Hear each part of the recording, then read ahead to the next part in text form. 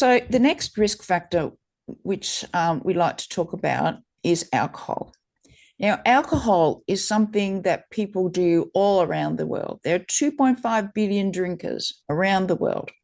And alcohol is something that is part of lifestyles. It's a marker of sophistication.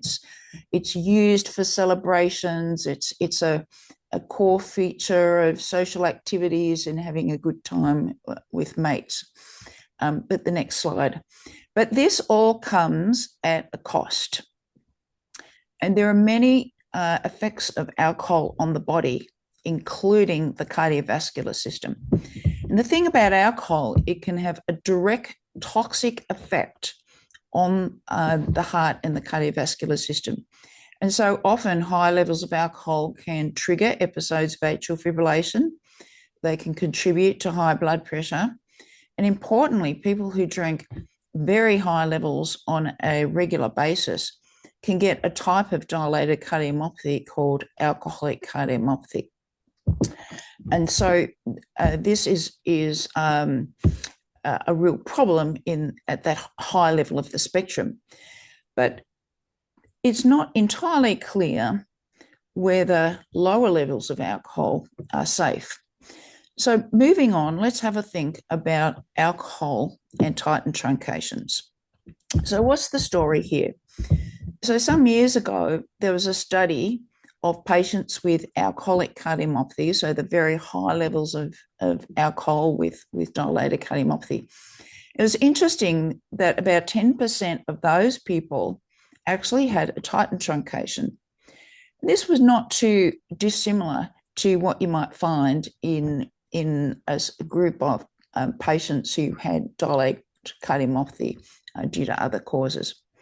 But in our study, we also found that having past or current heavy alcohol use was associated with a nearly twofold increased risk of dilated cardiomyopathy. And this was particularly seen and a particularly important risk factor in young males.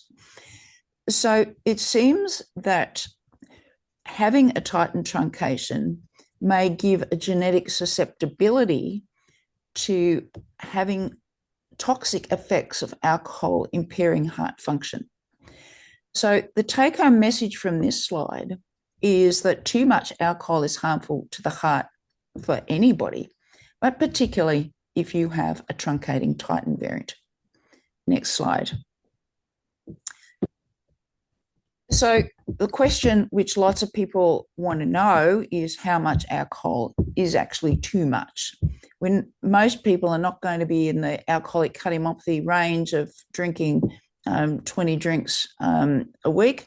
And so there's been different ways to measure alcohol intake to formulate recommendations. And so the usual way of looking at this is a standard drink. And there's lots of information out on the web about how you define a standard drink.